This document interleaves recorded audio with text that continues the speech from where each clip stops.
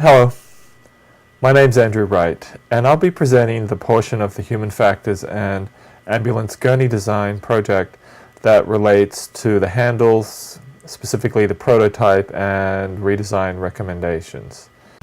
There were several factors we needed to consider in the handle redesign and prototype production. You see them listed here. The gurney we did it for, the Striker Power Pro XT, has several features in its use and design that we needed to consider. This is what it looks like at different angles. It has the lift button function, so it's to raise and lower it. And it has an extension at the headrest and again hydraulically controlled. Here we see the unit from the side in the raised position. Here's the operator with on the handlebar, and from that position the operator is able to use the controls by sort of reaching around with their thumb. Notice the hand position there. Different hand position using the controls here. There are two handlebars at each end, and they kind of wrap around, so the different angles of holds are possible. And that's for different height operators, and the unit itself, as you've already seen, can go up and down. Here's loading. Notice the arm position of the operator, hand position there. Here, different position again, in leading pulling the gurney along. Another loading, different again. So because the gurney handle wraps around, it can be held in a number of different positions. Can be with the hand on the horizontal element. It can be palm down, pronated, palm up, supinated, or it can be held on the wraparound piece in what I would call a suitcase position, and then there are many other variations of those positions possible. Here's a really quite interesting research article, Ergonomics in the Rescue Service, Kluth and Strasser, 2005 German researchers. They compared three main makes of gurney, including the Striker of the day, compared them. They did both objective with EMG studies, different muscles, and they did a lot of subjective, and a lot of information there, but most relevant with the handles with the Striker. If you look, they have all kinds of kind of strange kind of striations on the handles, which the rescue personnel did not like. And the second thing you'll notice is that the wraparound handle here is cruder. The two heights are not as sophisticated. The button mechanism is not as nice on this one. There's a lot of evidence that the one we're using is already quite redesigned. The Ferner one was interesting. It had square handles, which tested better with EMG, but were less popular, the least popular subjective, but that warrants further testing to see about that. The most popular was the stolen work, and one of the reasons was this handle material, which is this kind of textured rubberized material, but it's smoother than the Striker one of the day, and the Striker one now has a fairly similar kind of material, so I think there's a lot to the question of the kind of rubberization. Handle testing considerations.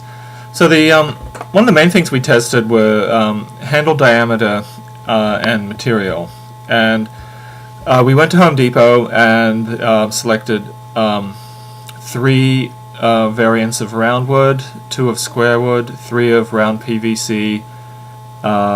We inspected and used the wheelbarrow handle, rubberized, and also had access to a steel barbell, and of course the original rubberized Striker. Worth noting that it's probably we're going to test smaller and larger than an inch, but reason to believe the existing size might be pretty close, because it also matches the wheelbarrow and the steel barbell. So then the height really is not a consideration, because as was shown, there are already two, a higher and lower bar, and the gurney itself is easily raised and lowered with controls on the right hand side of both ends. The orientation depends whether the bar is held, handlebar is held at the sides or the ends. 3 basic hand placements: supination, pronation, and suitcase, with the palm facing in. and that will depend a lot on the action, pushing, pulling, steering, when adjusting height, lifting, and so on. The handle material, we have the different kinds tested. We really were not able to test rubberized, which I'll talk more about in a little bit, or other features on it. The environmental factors to consider would be mainly weather conditions, rain, also hot, heat, cold, and we did not have access to EMG, but that would be very important. And the original research article did one on the 3 on the shoulder, neck, and back. We like to focus on the hand and forearm, flexor digitorum longus, extensor digitorum longus, because it really seems that the hand use and placement is an area of the human factor for this design that could be further improved. Here you see the samples purchased at Home Depot. Here's an example of the knurled barbell. Here is the texturized rubberized finish on the wheelbarrow. Notice the sort of safety widened end tip. Handle redesign options. Finalize optimal diameter of handles. Integrate the button control and handle and investigate different relationships in their position to see what's optimal for use. Continue to investigate the different rubberized coating options, especially with regards to different part of the tasks, pushing, pulling, different hand positions, and different environmental conditions.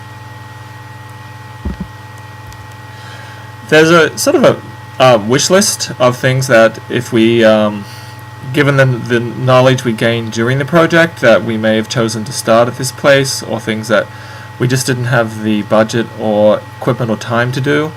And that, the number one is the rubberized coating.